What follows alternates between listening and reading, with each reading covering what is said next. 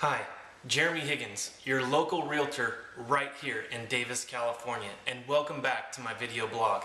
Today I want to talk about being a creative buyer, because I know that in today's market it can be a little rough for buyers right now. I mean, there's a very short supply of inventory. We're sitting at about 2 months worth of inventory. It means there's not a lot of houses out there, and yet there's still a lot of buyers. And so what that creates at times is a very competitive market for buyers.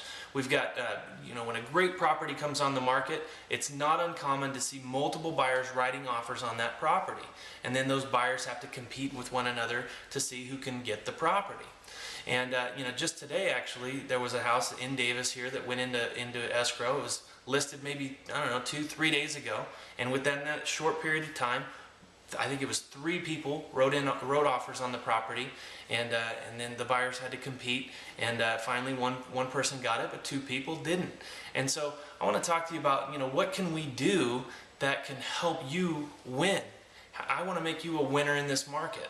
Now, the typical strategy that's used is just to jack your price up, right? I mean, buyers come in, you're competing with other buyers, and you figure, well, I'm just going to offer more than the other buyers. And it's a guessing game because we don't always know what those other buyers are offering. And I'm going to tell you that doing that, or using that type of strategy, can create some pretty serious challenges at times. One is, obviously, you don't want to have to overpay for a house, right? Nobody wants to pay more than they should for a house. The second problem that we run into today is appraisals. More times than not, you're going to use a loan for this property in order to purchase the property. And when you get a loan, the bank's going to want to get an appraisal. And the bank's going to require that appraisal comes in at your purchase price. And if it doesn't, that creates problems. In fact, today there was another example in my office where an agent had a listing. She got multiple offers in a short period of time. All the offers were over list price. They accepted what they thought was the best offer at the time. They get into escrow. 10-15 days later, guess what happens? Houston, we've got a problem. The appraisal came in low, and it messed up the deal. It fell apart. So now the sellers have to go out, find another buyer. The buyers have to go out, find another house. It's not a good situation. So I want to present to you that there are other strategies, and I encourage you to think of other strategies that you can use. I'm going to use an example of one of my clients. We just closed escrow on their house last week, and we ran into a very similar situation. It was a great house. It was in a great neighborhood, and my clients loved it.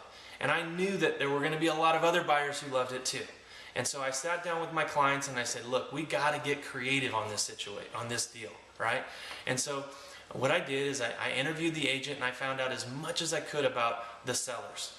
And then also, while we were in the house looking around and making sure that it was a house that fit the needs of my buyers, I was paying attention to the surroundings. And one of the things that I noticed was there was a lot of stuff. A lot of stuff. I mean, you couldn't even see the paint on the walls. There were so many pictures on this house. This was an elderly couple, and they had been saving stuff for probably, 80 years. And so through the interview of the agent, I did confirm that they were older. I also found out that one was disabled. I found out that they were going to be selling this house and purchasing another house simultaneously. And so I knew that was going to create a major challenge for them. I sat down with my clients and I said, look, they're going to have a really tough time selling this house and then moving all the furniture out of this house and into the next house. That's probably creating a major stress for them. So how about we help them out? How about we offer them a 10-day rent back on this house for $1? So that's exactly what we did. In addition, when a seller, one of the most nerve-wracking pieces of an escrow for a seller is that inspection period. Buyers going in and doing all their inspections, and because it's not uncommon for deals to fall apart during that period. And that can create an extra stress when the buyer or when the seller knows that they're going to buy another house, because if this deal that they're selling falls apart, well, then that messes up their deal that they're buying as well. So it's a really tough and stressful situation for them. So I told my buyers, I said, let's get creative. It's not going to cost you a dime. Let's shorten our contingency periods down to 10 days. And I'm going to tell you right now, 10 days is plenty of time to do your inspections. It's standard in the contract for it to be 17. Nothing stops us from shortening it. So that's what we did. In addition, I wrote a letter to the sellers, and I talked about how much my clients loved the house, and how they envisioned themselves in it, and raising their daughter in the house, and how it was just going to be a really great situation for them. And I know a lot of times people are hesitant to want to do that because they figure, oh well, I don't want to show my cards to a seller that maybe I'm willing to pay more for a house. When in reality, what happens more times than not is that these sellers lived in this home. They have an emotional connection to this home.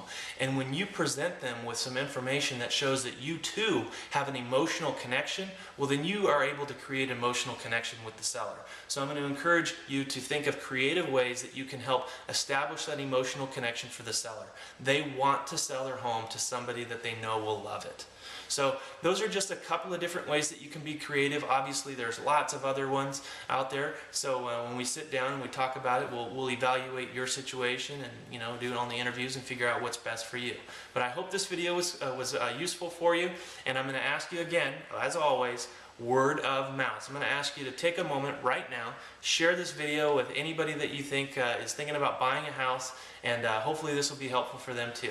And I appreciate your time, and I look forward to seeing you next time. Take care.